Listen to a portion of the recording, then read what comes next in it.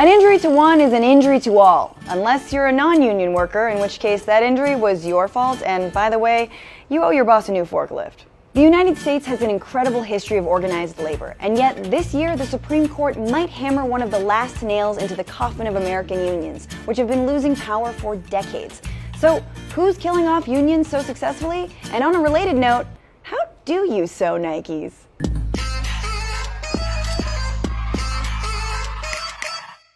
Have you ever wondered, how come kids don't work in coal mines anymore? And why do we only work 40 hours a week? And where did the weekend come from? He's so sultry. They all came from the American labor movement of the 19th and early 20th centuries, one made up of immigrants, communists, socialists, anarchists, and other workers who fought unfair bosses and corporations and were repressed for decades until they finally achieved their Marxist agenda of workplace safety regulations. Our labor history is so badass that May 1st, International Workers' Day, which is celebrated in over 100 countries, started in the United States. It commemorated the 1886 Chicago Haymarket Affair, when police and labor unionists were killed during protests to shorten the workday to 8 hours. But because President Grover Cleveland thought we shouldn't commemorate such a violent day, we're the only country that celebrates our own Labor Day in September. So if you think about it, we're like May Day scabs. So how have our union roots held up through world wars, Reaganism, and global free trade? Not well. Since the 1960s, union membership has declined.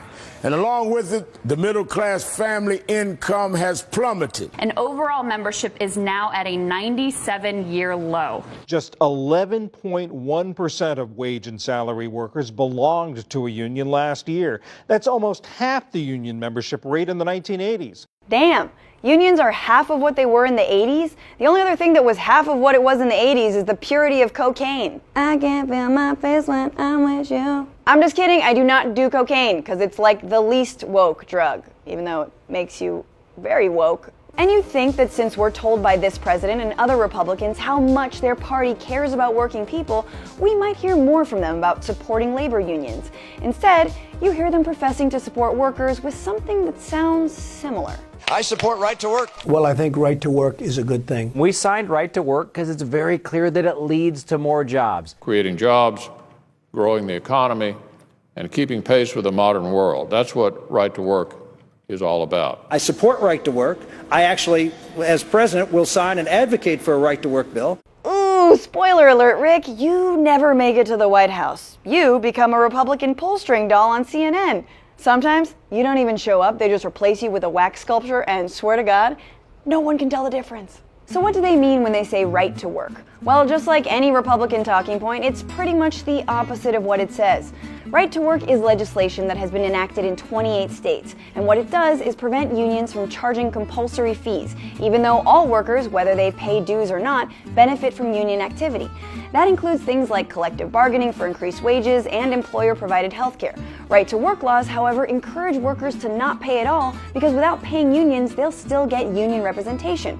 But for unions, those laws will mean that they'll be starved of the funds they need to actually operate and advocate for workers, leading to fewer benefits and fewer rights overall. Imagine labor unions are like the Beatles. What's good for John and Paul is also good for George and Ringo.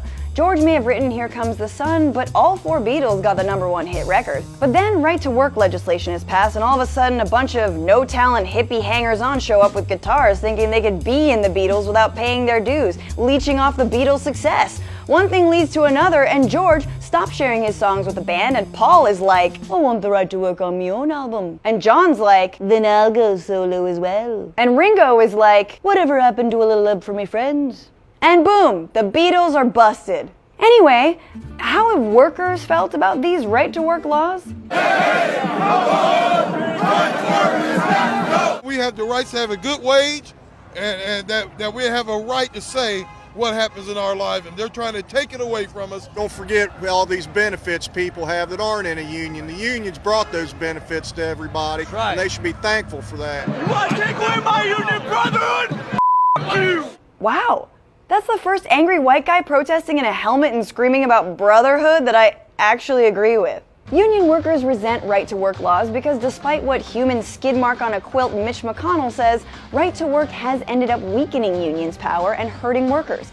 unionization in right-to-work states has been on the decline. And while there may be more businesses and jobs moving into those states, wages are lower in right-to-work states. So the wave of right-to-work laws hasn't helped workers or unions, and that doesn't take a rocket scientist to put together. I've always had a very good relationship with labor, but I also understand it's more expensive.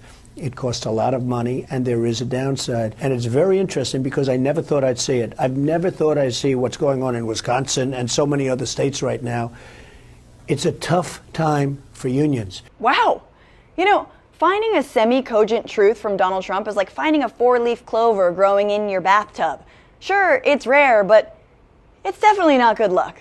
And in that clip from 2011, Trump implies that having fewer unionized workers is good because it's cheaper for employers, which is exactly the group the politicians who push anti-union laws are looking out for.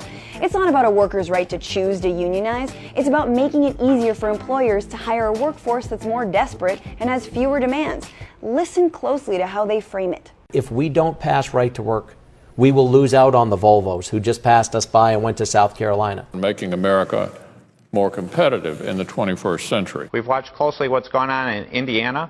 They've seen many more companies look at Indiana, citing this as one of the factors, and they could have thousands more jobs in that state because they became a right-to-work state. They're basically admitting that when faced with a global economy full of cheap labor and corporations looking to cut costs, American workers shouldn't be protected with labor laws. Instead, they should race to the bottom. Right-to-work pushers don't look at an elementary school and think, these kids are the future. They look at them and think, those nimble little fingers look ready to sew handbags. And ironically, some working class, yes, even some union members voted for Trump because they probably thought he was going to be on their side. But this president and his appointment to the Supreme Court, the T-1000 of terminating workers' rights, might mean right-to-work laws could soon go nationwide. The Supreme Court is taking on a new case with the potential to financially cripple labor unions that represent government workers. Yeah, government workers, including firefighters, police officers, and teachers. And even though the Supreme Court already ruled 40 years ago that unions could constitutionally collect fees from all employees for things like collective bargaining, they're revisiting the issue.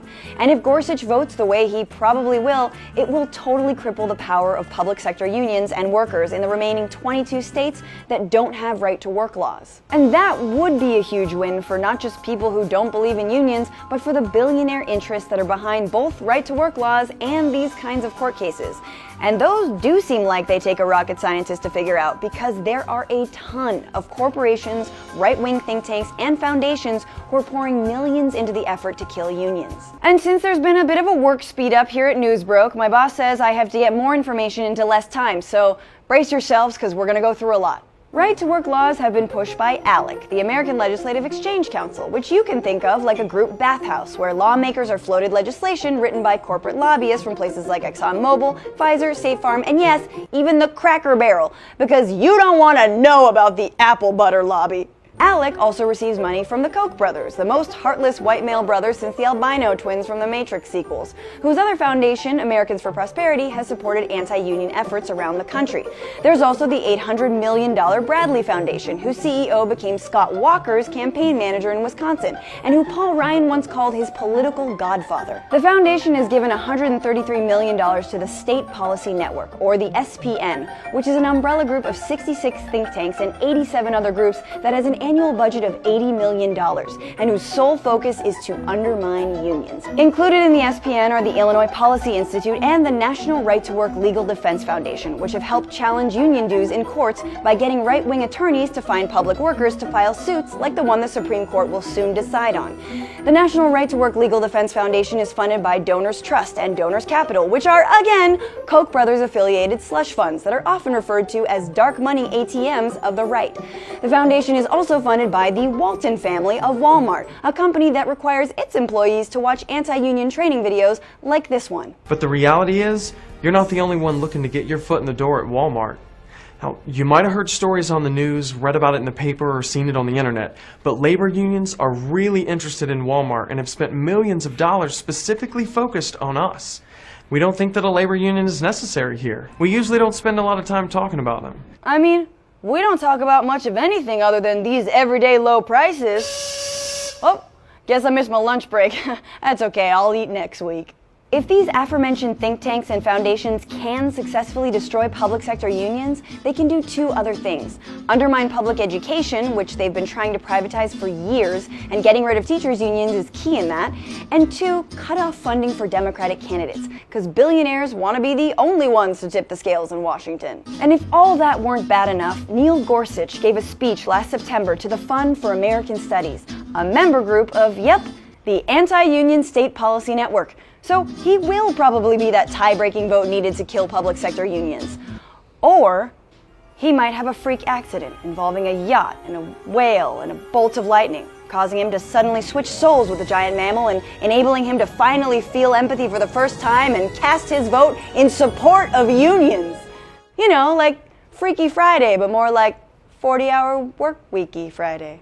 But all is not lost. Despite unions being at their lowest in decades, 61% of Americans actually approve of them. And unions have been behind recent wins, like for auto workers, flight attendants, and what do you know, workers at the Trump Hotel in Las Vegas. But to protect working class Americans, we might have to dig deep into our collective memory and maybe listen to the immigrants and socialists among us and get back to our former badass American selves. You know, back when maybe America was great. Except for all the racism and sexism and xenophobia. We didn't wash a lot. After all, who doesn't love The Weeknd? I can't feel my face when I'm with you. Don't do cocaine. Don't do cocaine. Thanks so much for watching Newsbroke. Once again, I'm Francesca Fiorentini. Follow me on Twitter at FrannyFio. And please share this video with your networks and let them know about the importance of unions and the Supreme Court decision that will be coming up very soon. And hey, show us some solidarity and give us a 5-star review on our Facebook watch page. And if you're on YouTube, subscribe right now. And click that button. And I hope you guys have a great weekend. Take care.